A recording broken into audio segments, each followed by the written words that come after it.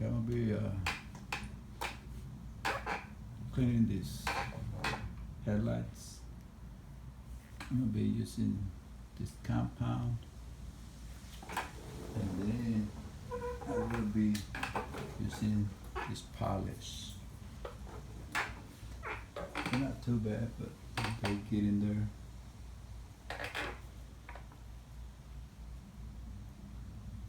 You can check out my other videos on how to bring the shine back to any faded paint that I had before in the car. Now it looks more like a wet mirror shine to it. So now I'm gonna do my headlights. Okay, this is after I use the polish. First compound, then polish.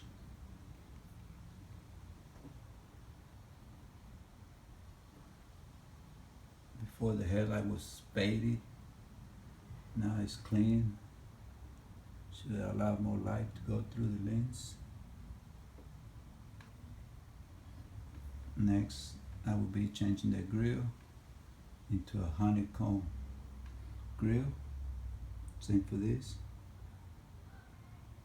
So stay tuned, hit like, subscribe for my coming videos.